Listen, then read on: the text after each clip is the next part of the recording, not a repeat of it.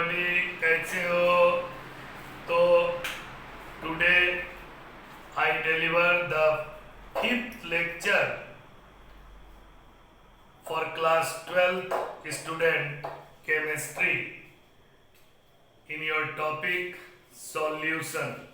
Okay, तो solution में जो हम प्रीवियस लेक्चर दिए हैं, प्रीवियस 4 लेक्चर में कौन कौन सा टॉपिक दिए हैं। तो फर्स्ट लेक्चर है what is solution, what are its type, then what is the concentration of solution and how what is the way or unit for expressing the concentration of solution. Okay, now in fourth video lecture we discussed about solubility of gas in a liquid, that is most important Henry's law and their application. Okay, now today I going to start vapour pressure and Rawls law. आज का जो मेरा topic है vapour pressure and Rawls law. तो आप तो जानते हैं गुंजन सर का। सबसे पहले अपना पेन और पेपर निकालिए और मेरे साथ साथ नोट्स बनाइए। ये वेपर प्रेशर इतना इंपॉर्टेंट चीज है डियर कि बिना इसके समझे रॉल्स लॉ समझ में नहीं आएगा, आगे का आइडियल नॉन आइडियल समझ में नहीं आएगा। तो ये इसी लेक्चर पे अभी आगे का 2-3 वीडियो चलेगा। तो जो भी छोटा छोटा पॉइंट है वो आपके लिए कंसेप्ट बिल्डिंग पॉइंट का काम करेगा। ओके, चलिए स्टार्ट कीजिए। मैं आपका केमिस्ट्री गुरु और आज मैं स्टार्ट कर रहा हूँ vapour pressure and Rawls law. तो प्यारे बच्चों, आप लोग सभी जानते हैं स्टैंडर्ड 9 से कि when any liquid is heated they start evaporation, means conversion of liquid into vapor is called vaporization or evaporation. Okay, तो evaporation के लिए कोई फिक्स टेम्परेचर नहीं है, लेकिन बॉयल करने के लिए टेम्परेचर फिक्स है। फिर भी यहाँ पे चूंकि सैचुरेटेड वेपर प्रेशर लाना है, इतना वेपर लाना है कि वह सैचुरेट होकर के फिर से लिक्विड में बदलने लगे, तो एक पर्टिकुलर टेम्परेचर पर ही वह पॉसिबल होगा। ओके, तो जैसे ही लिक्विड है इस कंटेनर में, इसको हीट करेंगे तो ये इवेपोरेट करेगा, और इवेपोरेट करेगा तो अगर ये कंटेनर ओपन है तो वेपर एयर में जाके मिक्स हो जाएगा और एटमॉस्फेयर का ह्यूमिडिटी बढ़ा देगा, लेकिन हमको वेपर का प्रेशर ऑब्जर्व नहीं होगा। तो वेपर प्रेशर को ऑब्जर्व करने के लिए सैचुरेशन पॉइंट तक वेपर फेज को पहुंचाने के लिए कंटेनर को हमेशा क्लोज करना पड़ता है। कंटेनर को क्या करना पड़ता है? Close.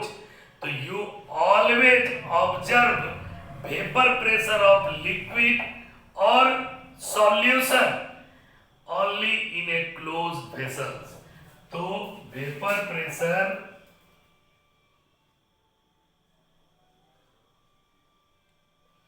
of liquid solution, liquid solution और सॉल्यूशन लिख देते हैं, सॉल्यूशन और pure liquid observing closed container only, closed container only। ये बहुत ही इंपॉर्टेंट पॉइंट है। ओके, नेक्स्ट है कि अब तो आप समझ गए कि वेपर प्रेशर हमको क्लोज कंटेनर में मिलेगा। तो कंटेनर को पहले हम क्लोज कर दिए, एक गैस जार लगा करके इसको हम लोग क्या कर दिए? क्लोज कर दिए। ढक दिए। डियर स्टूडेंट, इवोपरेशन और vaporization takes place from the surface of the liquid. कभी आपने सोचा कि इवोपरेशन सरफेस से क्यों हो रहा है, बल्क से इवोपरेशन क्यों नहीं हो रहा है?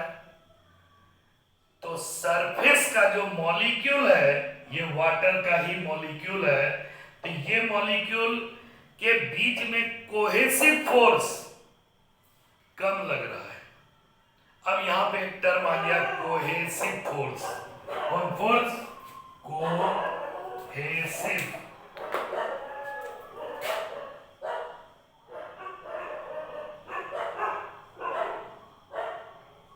फोर्स, और एक होता है adhesive force. Both are the type of intermolecular force of attraction. Type of intermolecular force of attraction. ये दोनों इंटरमोलिकुलर फोर्स ऑफ एट्रैक्शन का टाइप है। Intermolecular force between the molecules and molecules of substance, जो force काम कर रहा है एक मॉलिक्यूल दूसरे मॉलिक्यूल तीसरे मॉलिक्यूल के बीच में, that is called intermolecular force of attraction. तो सरफेस का जो मॉलिक्यूल है इसको बहुत ज्यादा मॉलिक्यूल सराउंड नहीं किया है ये, और बाकी जो मॉलिक्यूल है ये पर्टिकुलर मॉलिक्यूल को ये भी घेरा, ये भी घेरा, ये भी घेरा, तो इसका जो कोहेसिव फोर्स है वो बहुत ही ज्यादा स्ट्रॉन्ग है। इसका जो कोहेसिव फोर्स है बहुत ज्यादा स्ट्रॉन्ग है, इसका एस्केपिंग टेंडेंसी कम है। लेकिन जो मॉलिक्यूल सरफेस पे है उसको सिर्फ नीचे वाला लेयर का मॉलिक्यूल एट्रैक्शन लगा रहा है, यानी सरफेस के मॉलिक्यूल पे कोहेसिव फोर्स यानी इंटरमॉलिकुलर फोर्स ऑफ एट्रैक्शन बहुत ही कम लगता है, लेकिन बाकी के मॉलिक्यूल में इंटरमॉलिकुलर फोर्स ऑफ एट्रैक्शन ज्यादा लगता है। सराउंडिंग एरिया का मॉलिक्यूल उसको अट्रैक्ट करके रखता है। इसीलिए इवोपरेशन सरफेस फेनोमेना है, वेपोराइजेशन सरफेस फेनोमेना है। सरफेस के मॉलिक्यूल को एस्केप करने में आसानी होता है, okay, due to less cohesive force और intermolecular force of attraction. Now there are two types of intermolecular force of attraction. One is cohesive, another is adhesive. Cohesive force acting between the similar molecule, same kind of molecule, but adhesive force acting between two different molecule, not same molecule. For example, water है तो पूरा water H2O H2O H2O H2O H2O same, all molecules are same, so their intermolecular force of attraction is called cohesive force. But when we add ethanol in water, तो ethanol is other molecule and water is another molecule, so two different molecule, तो two different molecule ethanol और water के बीच में जो force लगेगा that is called adhesive force. तो cohesive force acting between the similar molecule, same kind of molecule, but adhesive force acting between the different kind of molecule, okay. अब dear student एक beaker है जिसमें water है, इसको अब हम heat किए, हीट करने के बाद ये क्या हुआ, इवोपरेट किया, तो एक पर्टिकुलर टेम्परेचर पे इतना ज्यादा वेपर बन गया कि अब यहाँ पे इक्विलिब्रियम स्टेट आ जाएगा। एक पर्टिकुलर टेम्परेचर पे इतना ज्यादा वेपर बन गया कि अब यहाँ पे इक्विलिब्रियम आएगा कि जितना लिक्विड वेपर बनेगा उतना ही वेपर क्या बन जाएगा, लिक्विड। तो at particular temperature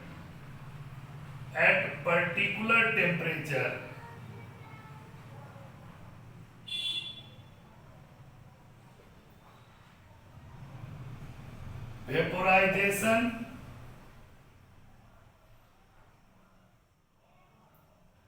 and condensation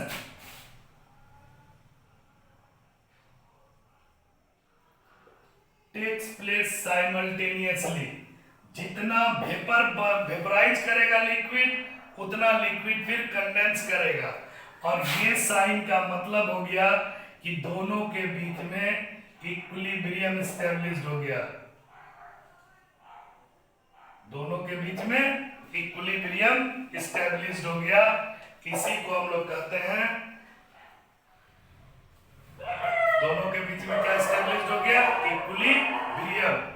तो वह कंडीशन जहां पे कि इक्विलिब्रियम स्टैब्लिश्ड हो जाए, तब जो वेपर फेज का मॉलिक्यूल लिक्विड के सरफेस पे प्रेशर एक्सर्ट करता है, that pressure is called vapour pressure of liquid. मतलब लिक्विड फेज और वेपर फेज, वेपराइजेशन और कंडेंसेशन का वह स्टेट जहां पे कि दोनों साथ साथ होने लगे, इक्विलिब्रियम में आ जाए, उस समय वेपर फेज के मॉलिक्यूल द्वारा लिक्विड के सरफेस पे लगने वाला प्रेशर, वेपर फेज के मॉलिक्यूल द्वारा लिक्विड के सरफेस पे लगने वाला प्रेशर कहलाता है वेपर प्रेशर। यहां लिखा हुआ है डेफिनेशन, ये लिख लीजिएगा। अंडर इक्विलिब्रियम कंडीशन, वेपराइजेशन और कंडेंसेशन जब साथ साथ हो, pressure exerted by the vapours of the liquid, pressure exerted by the vapours of the liquid, vapours of the liquid phase, pressure exerted by the vapors of the liquid over the liquid phase is called vapor pressure of the liquid। मतलब हो गया कि जहां पे condensation और evaporation साथ साथ होने लगे, that state is called equilibrium state, and that equilibrium state pressure exerted by the vapor phase of liquid on the liquid phase is known as vapor pressure of the liquid। Okay, तो ये कहानी था vapour pressure का। Dear student, vapour pressure और evaporation ये depend करेगा किस पे, नेचर ऑफ लिक्विड पे। किस पे डिपेंड करेगा, नेचर ऑफ लिक्विड पे। तो वेपोराइजेशन और इवेपोरेशन डिपेंड्स ऑन, पहला नेचर ऑफ लिक्विड। तो नेचर ऑफ लिक्विड में जिसके पास कोहेसिव फोर्स कम होगा उसका वेपोराइजेशन ज्यादा होगा, जिसका कोहेसिव फोर्स ज्यादा होगा उसका वेपोराइजेशन कम होगा।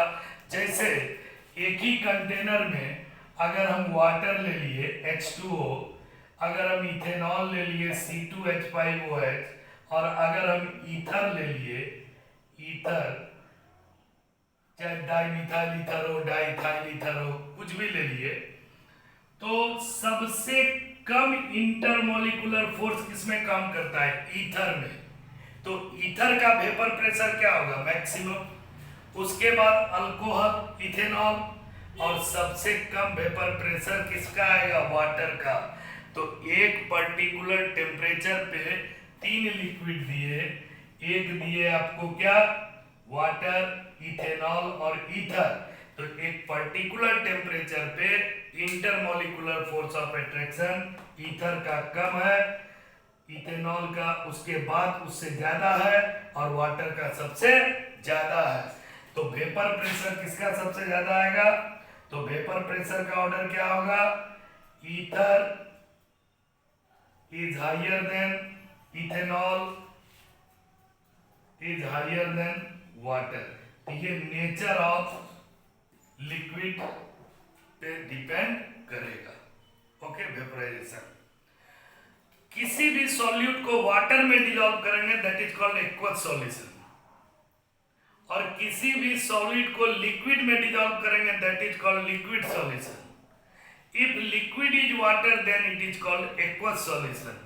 If liquid is carbon disulfide, carbon tetrachloride, then it is called non-aqueous solution.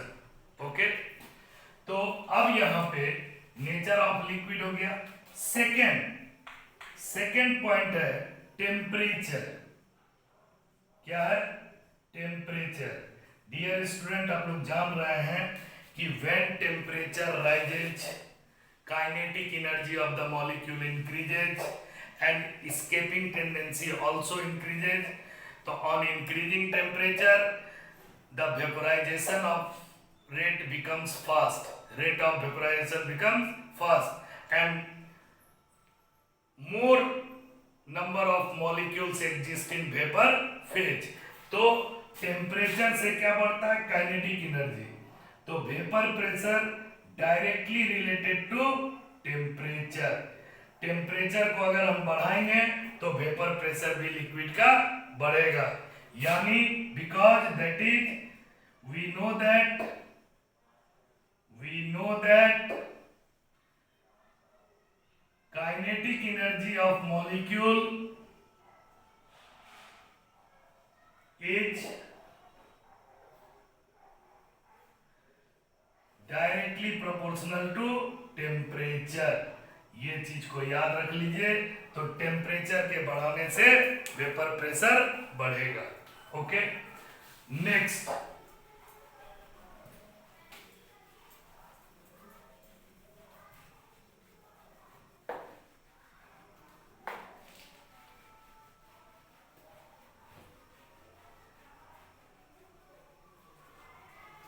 ये है वेपर प्रेशर.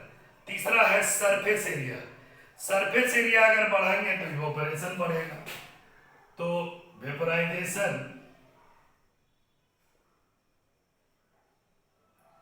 और evaporation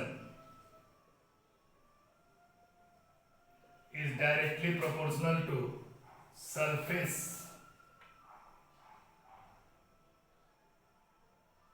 area. Is directly proportional to surface area. ठीक है. अब डियर स्टूडेंट, आप अभी तुरंत समझे कि सरफेस से इवोपोरेशन ज्यादा होता है. कहां से? सरफेस से. तो अभी तक जो हम बताए आपको वो किसी पर्टिकुलर लिक्विड का था. किसका था?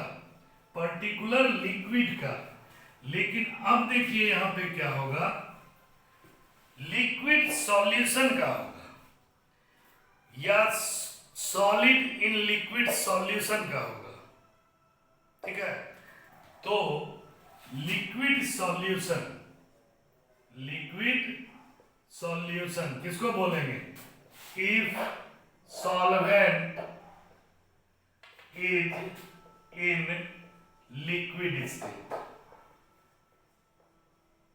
लिक्विड सॉल्यूशन किसको बोलेंगे?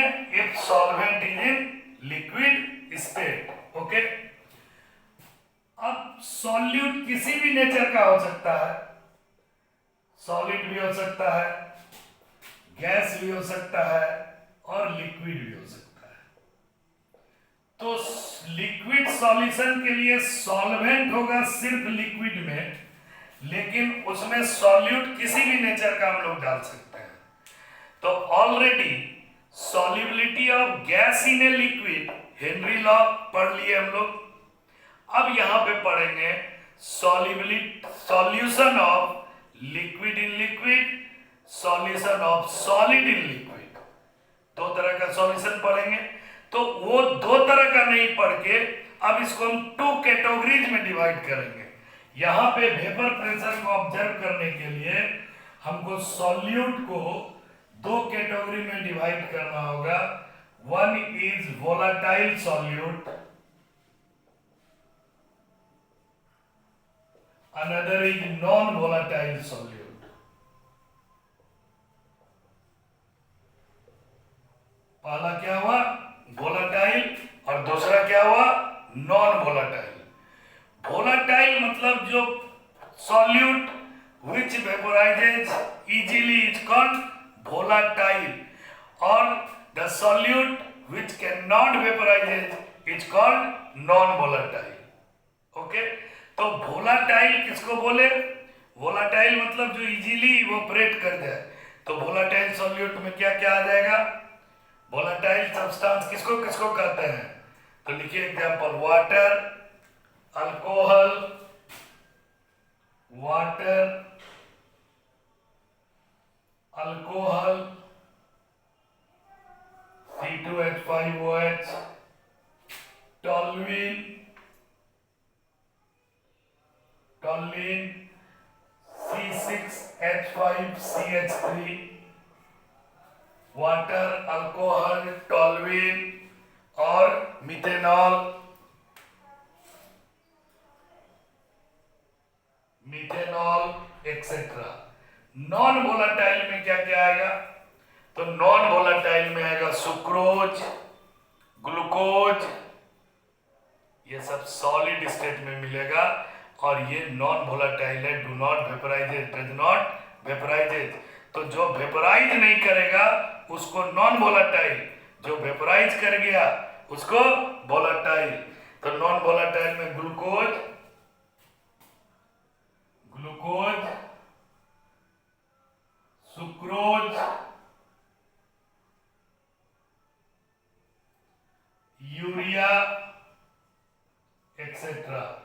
तो ग्लूकोज का फॉर्मूला C6H12O6, सुक्रोज का फॉर्मूला C12H22O11 और यूरिया का फॉर्मूला CONH2 का होल 2। ये हो गया आपका ग्लूकोज, ये हो गया आपका सुक्रोज और ये हो गया आपका यूरिया।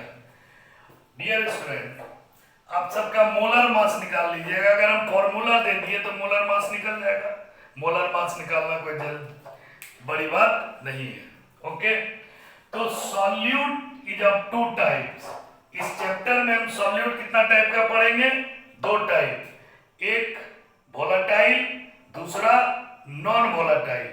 वोलाटाइल में क्या आएगा, नॉन वोलाटाइल में क्या आएगा। ओके, अब देखिए सबसे इंपॉर्टेंट बात,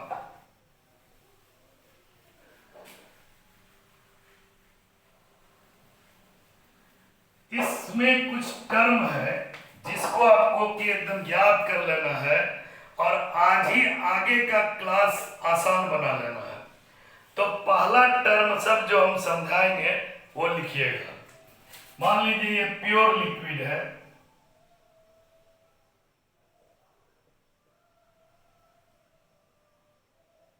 प्योर लिक्विड, वन, ठीक है। इसका जो एक पर्टिकुलर टेम्परेचर पे वेपर प्रेशर आएगा, इसको हम लोग P01 पढ़ेंगे। क्या पढ़ेंगे? P01। P01 is the vapor pressure of pure component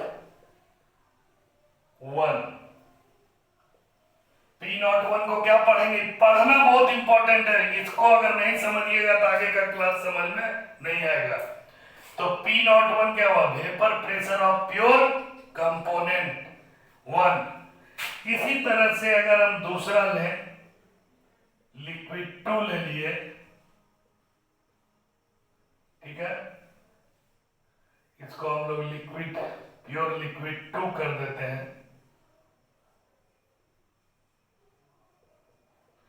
इसका जो आएगा वेपर प्रेशर, इसको अब हम लोग क्या लिख सकते हैं? P02। क्या लिख सकते हैं? P02। तो P02 को क्या पढ़ेंगे? P01 को क्या पढ़े थे? Vapour pressure of pure component 1। P02 को पढ़ेंगे vapour pressure of pure component 2, pure component 2। Okay, अब सपोज करो हम शुरू में बताए थे एनसीईआरटी दो कंपोनेंट लेके चला है, कंपोनेंट 1 और component 2। In binary solution, in binary solution there are two component,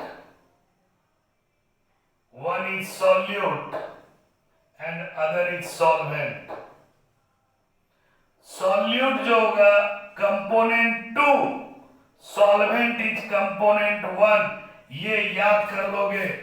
component 2 is solute, component 2 is solute and component 1 is solvent.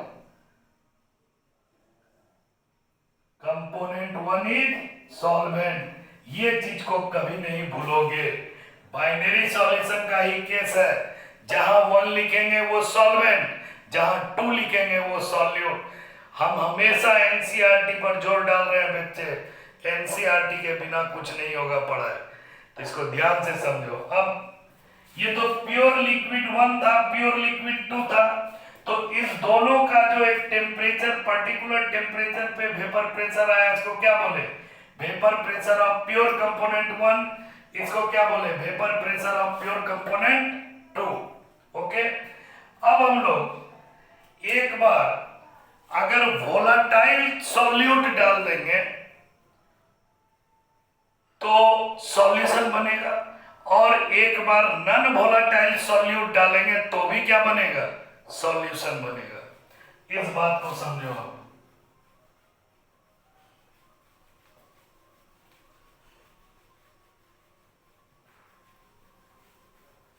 देखो, ये सॉल्यूशन बनाए,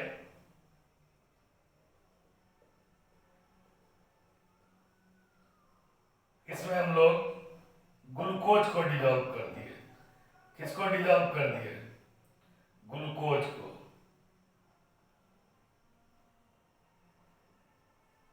solution containing non volatile solute.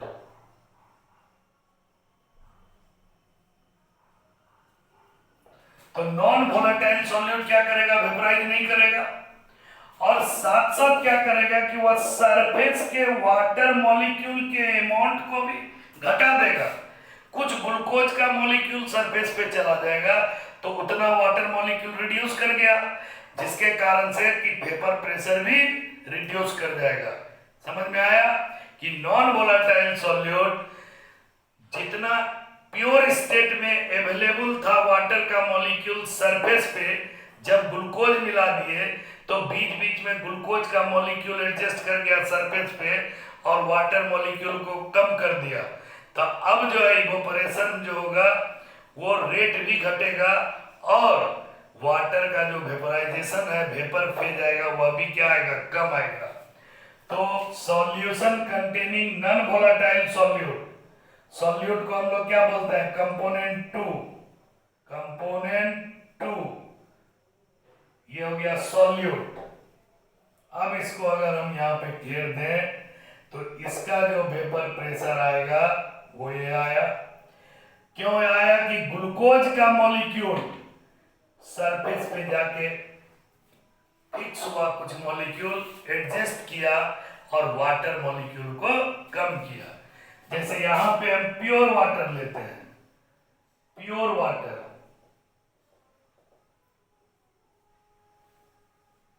ये हो गया प्योर वाटर, इसका जो वेपर प्रेशर आएगा वो बहुत ज्यादा आएगा। इसको हम लोग क्या पढ़ेंगे? P01, ये कंपोनेंट 1 हुआ, ये कंपोनेंट 1 हुआ, इसको क्या पढ़े? P01।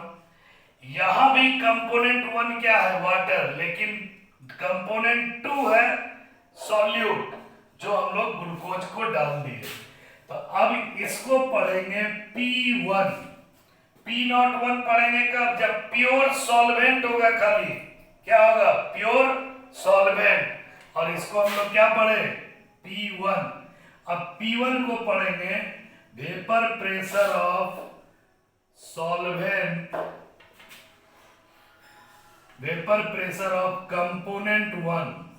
कंपोनेंट 1, कंपोनेंट 1 का मतलब सॉल्वेंट ओवर द सॉल्यूशन।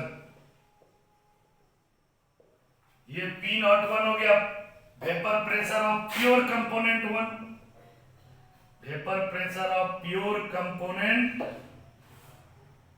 1, और ये हो गया vapour pressure of component 1 over the solution containing non volatile solute, non volatile solute. Dear student, इस बात को समझना बहुत ही ज्यादा जरूरी है। ओके, अब P2 तो जीरो हो जाएगा, P2 क्या हो जाएगा zero, because component 2 is non volatile, component 2 is non volatile. ठीक है, अब इसी तरह से अगर वोलाटाइल कंपोनेंट डालेंगे तो दोनों कंपोनेंट वेपराइज करेगा, सॉल्यूट भी करेगा, सॉल्वेंट भी करेगा, तो वेपर प्रेशर इंक्रीज करेगा, और यहाँ पे P1 भी आएगा और सॉल्यूट का P2 भी आएगा, total vapour pressure P1 plus P2 हो जाएगा according to Dalton's law of partial pressure. Okay dear, bye, take care, next class में रॉड शुरू।